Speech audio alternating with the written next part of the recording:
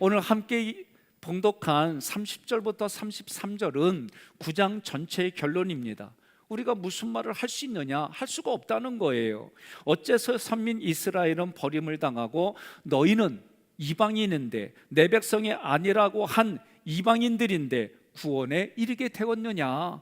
그 이유가 뭐냐? 30절로 31절에 의를 따르지 아니한 이방인들은 의를 얻었고 의의 법을 따라간 이스라엘은 의의 법에 이르지 못했다. 그 내용들을 함께 말씀을 전하고 듣고 내가 긍휼의 그릇으로 이 땅을 살아가는구나 확신하고 가시기를 주님의 이름으로 권면합니다.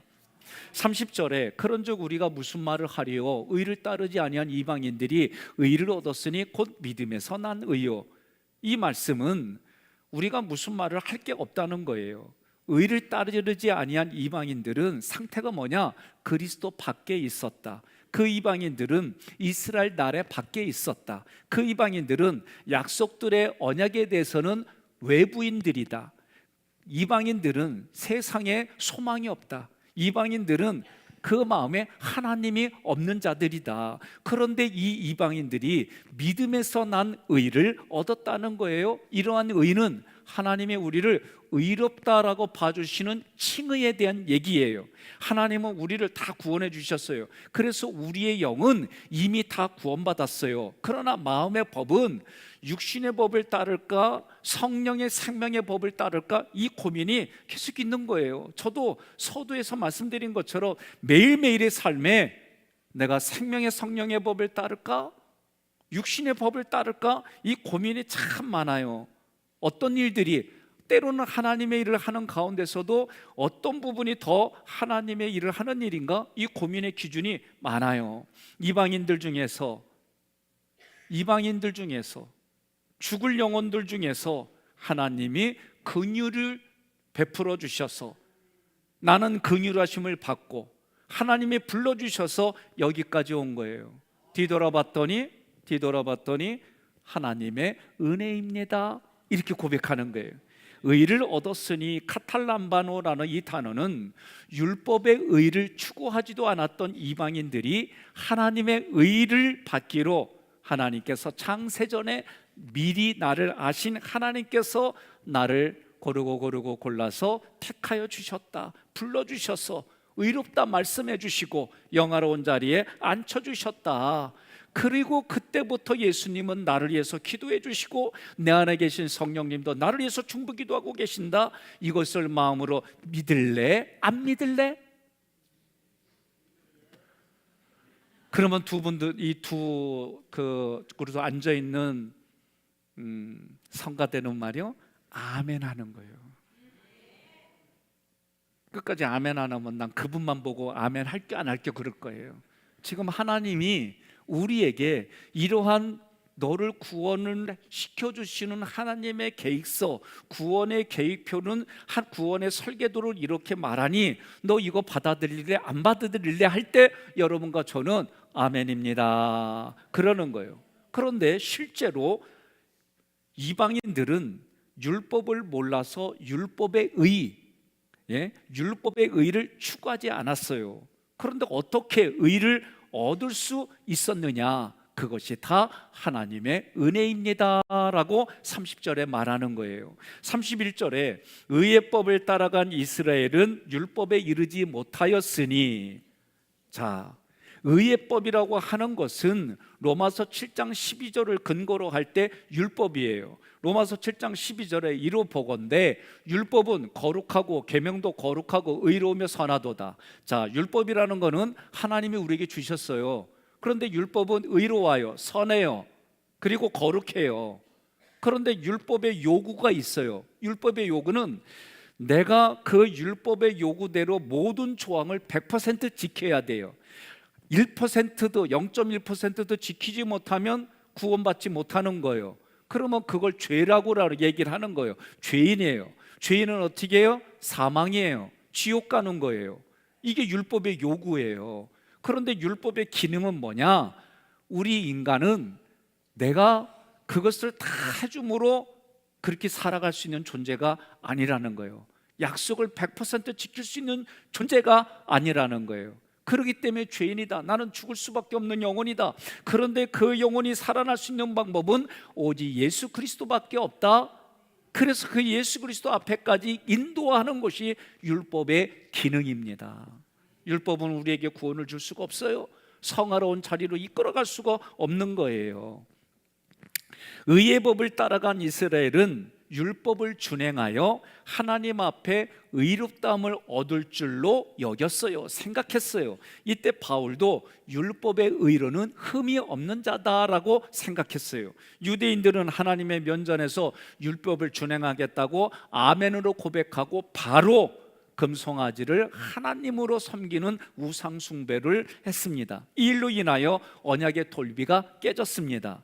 성경은 이러한 일을 하는 우리들에게 한마디로 말했어요. 31절에 율법에 이르지 못하였으니, 하나님의 요구에, 하나님이 요구하시는 기준에 이르지 못했다. 다른 표현으로는 로마서 3장 20절에 그러므로 율법의 행위로 그의 앞에 의롭다 하심을 얻을 육체가 없나니 율법으로는 죄를 깨달음이니라, 이렇게 말하는 거예요. 의의 법을 쫓아간 이스라엘이 합법적인 의를 얻으려면 모든 율법을 완전히 지켜야 하는데 이것은 인간에게 현실적으로 불가능합니다. 그렇다면 의의 법을 따라간 이스라엘 백성들은 어떻게 해서 의에 이르지 못했을까? 32절에 저희가 믿음을 지키지 않고 행위를 의지했다 그랬어요. 32절 함께 봉독합니다. 어찌 그러하냐? 이는 그들이 믿음을 의지하지 않고 행위를 의지함이라. 부딪힐 돌에 부딪혔느니라. 아멘. 32절은 이사야 선지자가 말한 얘기를 인용한 거예요.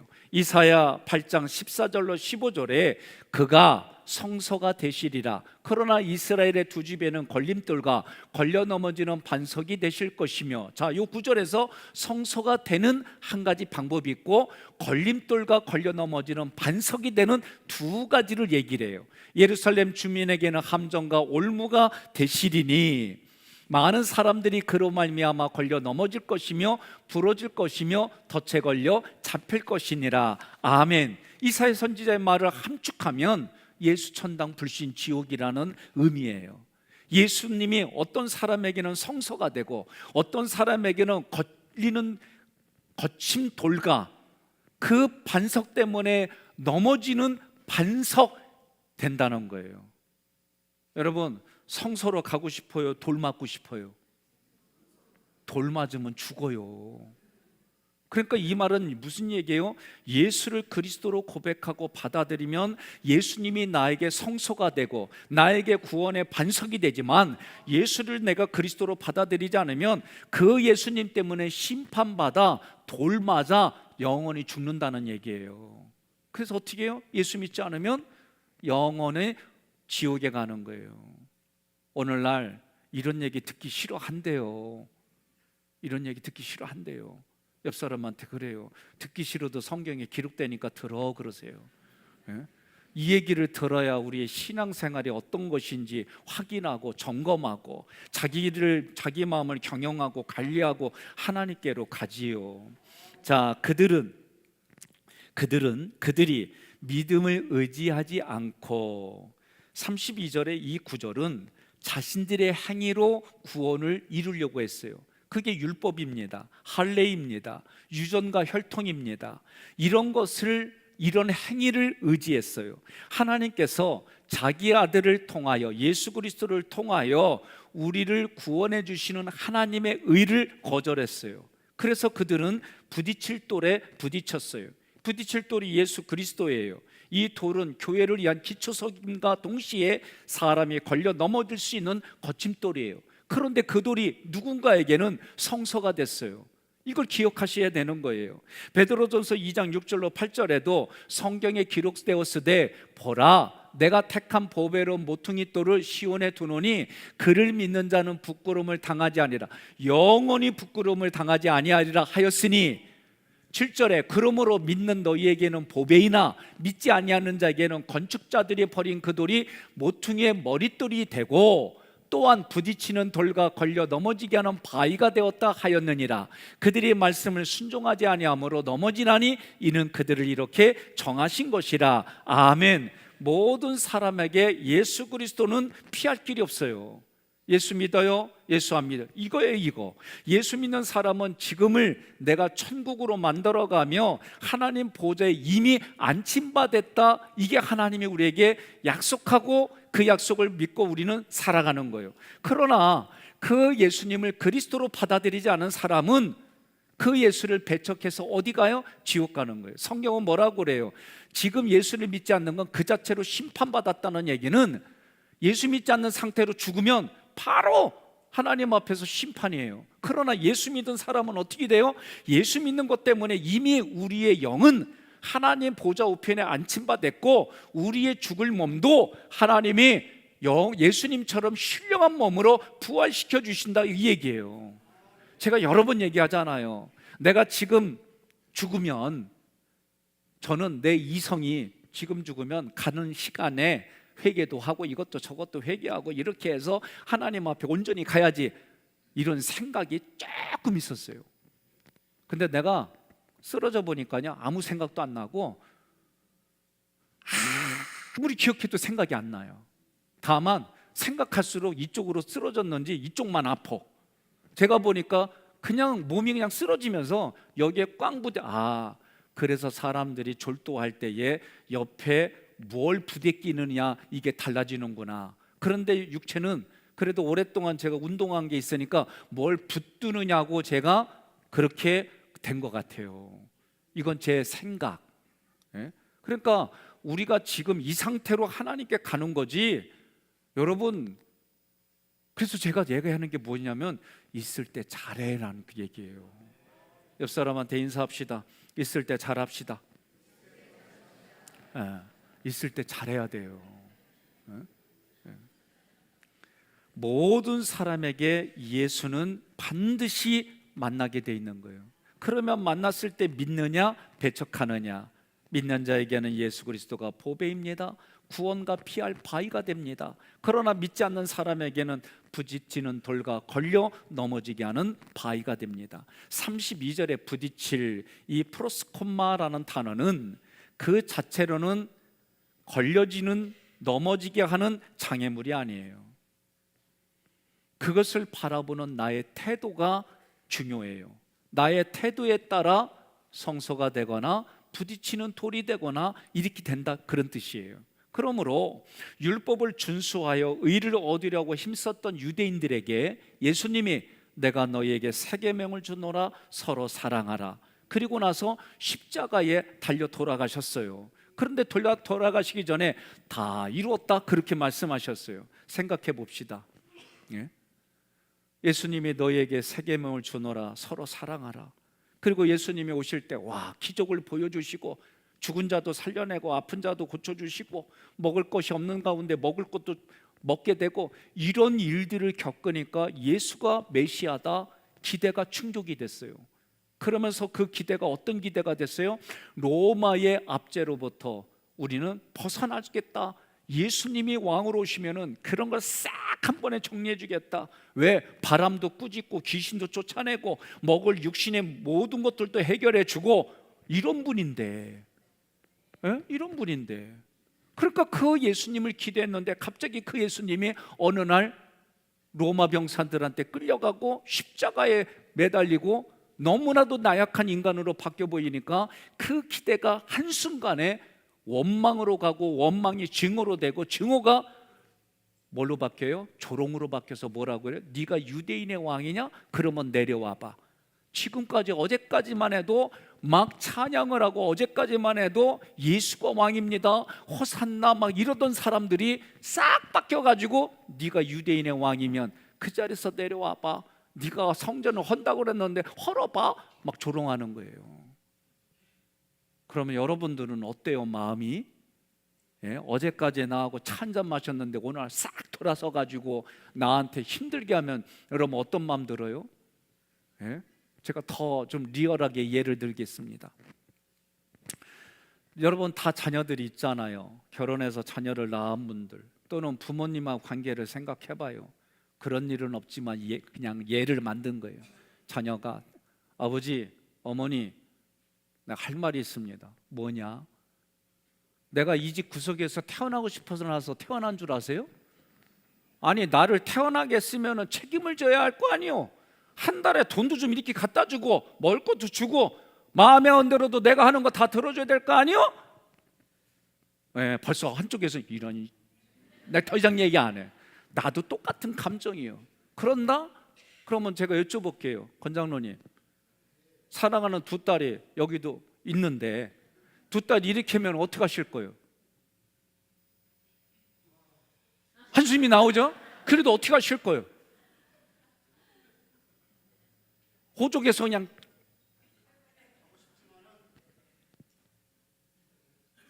하고 싶지만 기도하고 기다린다. 김효정원님, 오늘 아주 뭐 딸도 나오고 사위도 나오고 손주도 나왔는데 만약에 이렇게 얘기해요. 그럼 어떻게 하실 거예요? 기가는 막히죠. 근데 그 다음에 어떻게 가실 거예요?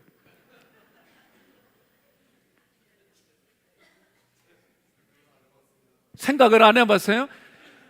그럼 지금 생각해봐요.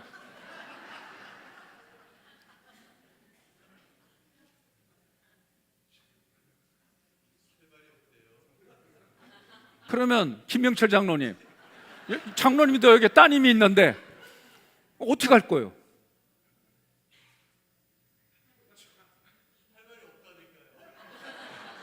아니, 할 말은 없는데 지금 해봐요.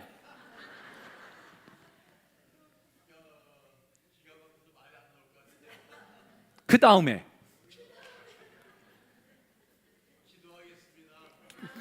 감사해요. 여러분, 우리가 다 공감하잖아요. 그런다고 호적에서 팔 거요? 왜? 못하는 건 내 딸이고 내 아들이니까, 내 자녀니까. 하나님의 마음이 이런 거예요. 예?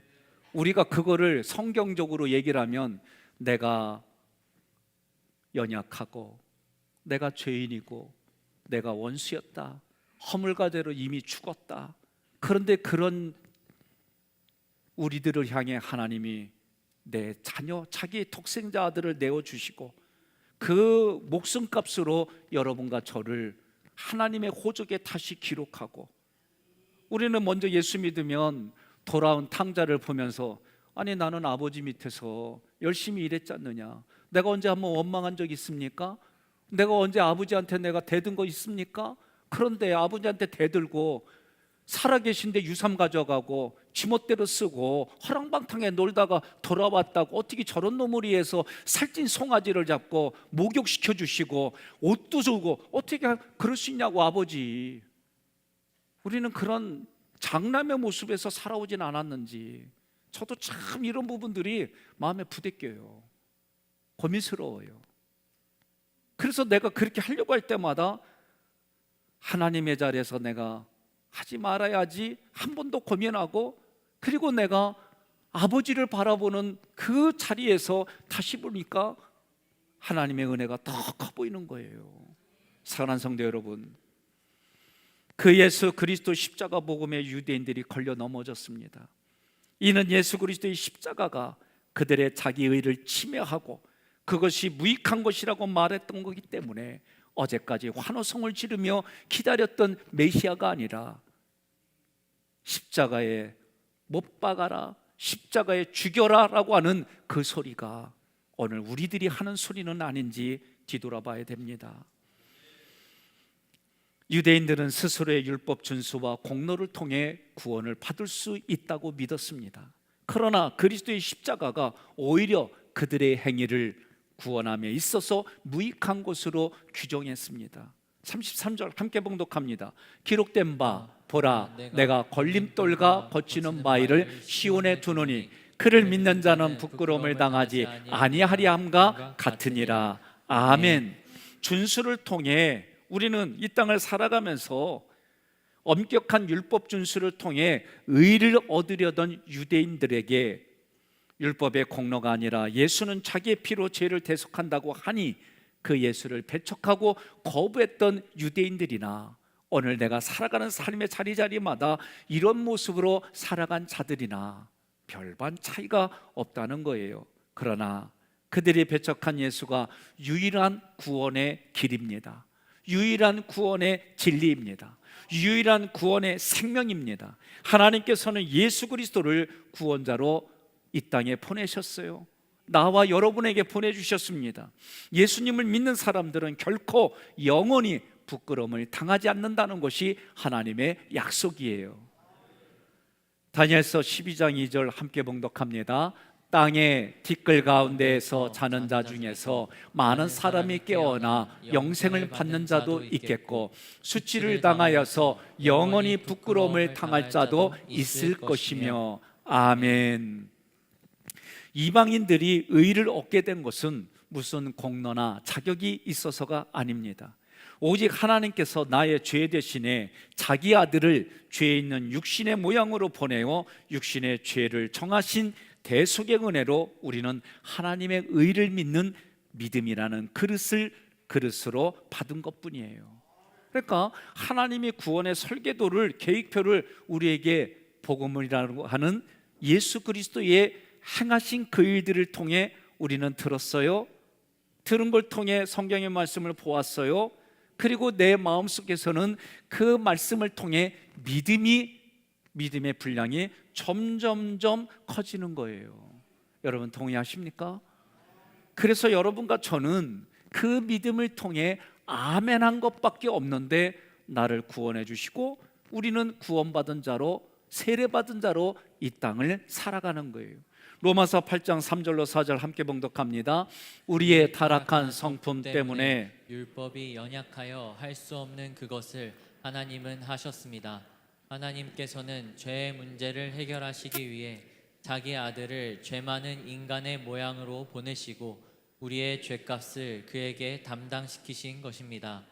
그것은 육신을 따라 살지 않고 성령님을 따라 사는 우리에게 율법의 요구를 이루기 위한 것입니다. 아멘.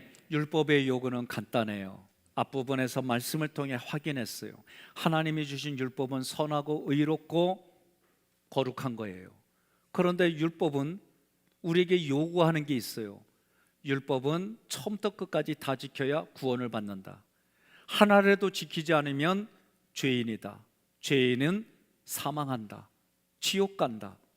이게 율법에 우리에게 주시는, 우리에게 요구하는 내용이에요. 그런데 인간으로는 이거를 다 지킬 수가 없어요. 다 지킬 수가 없어요. 지키지 못하는데 그 율법의 요구를 예수님이 다 지켰어요. 그게 다 이루었다 그 뜻이에요.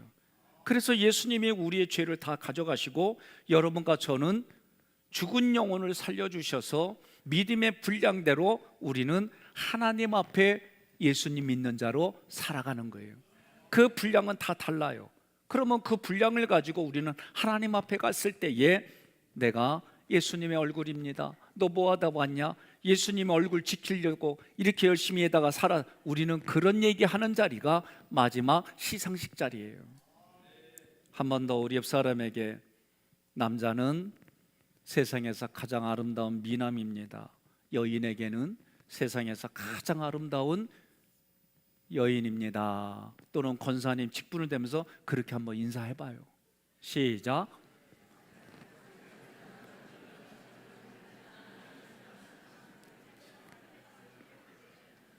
이 앉아있는 자리마다 다 다른데 얼굴을 보면서 웃으면서 하는 얘기도 분도 계시고 쳐다보지도 않고 하는 분도 계시고, 예? 다양해요.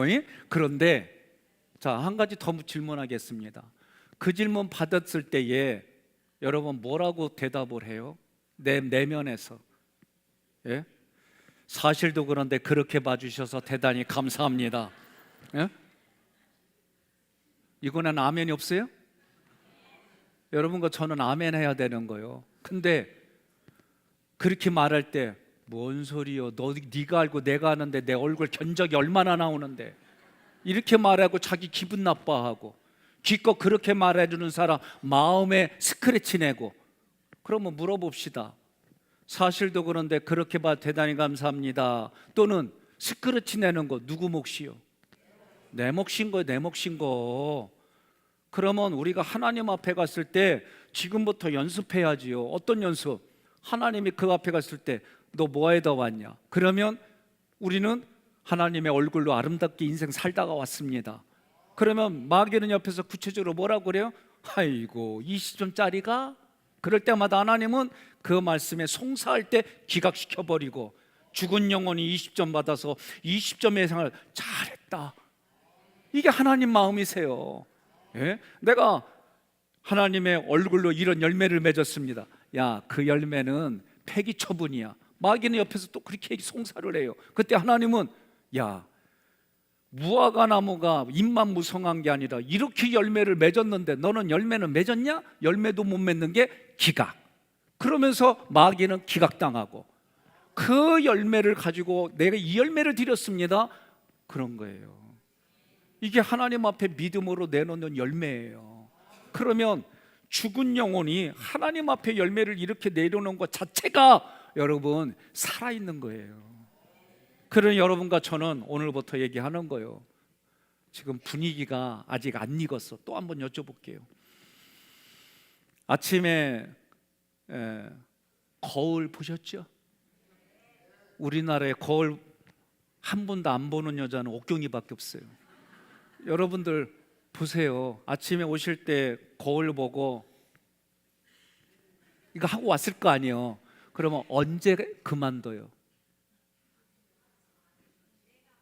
그렇지. 자기 만족이 될 때 그만둬요. 이걸 제가 좀 다르게 얘기를 할게요. 거울아 거울아 이 세상에서 누가 가장 이쁘니? 그럼 내 이름을 불러준다니까. 그러면 내가 만족하고 그만하는 거예요. 그러면 밖에 나와서 여러분과 저는 하나님이 여러분과 저를 너는 나의 얼굴이다. 너는 나의 생명이다. 너는 나의 영광이다. 너는 나의 찬송이다. 아니 하나님이 이렇게 말씀하셨는데 우리는 그 말씀을 붙들고 예 맞습니다. 제가 하나님의 영광입니다. 하고 살고 내 하나님 제가 주님의 대리자입니다. 그렇게 살고 그런데도 여전히 내 속에서는 자꾸 올라오잖아. 그럴 때마다 우리는 어떻게 해요? 이렇게 예배를 드릴 때마다 믿음으로 다시 믿음으로 시작했지만 내 생각과 감정으로 포장되어 있는 거 다 태워버리고 예? 성령의 불로 태워버리고 다시 오늘 말씀을 가지고 예 맞습니다. 내가 하나님의 이런 사람입니다. 이런 마음으로 가지고 가는 거예요.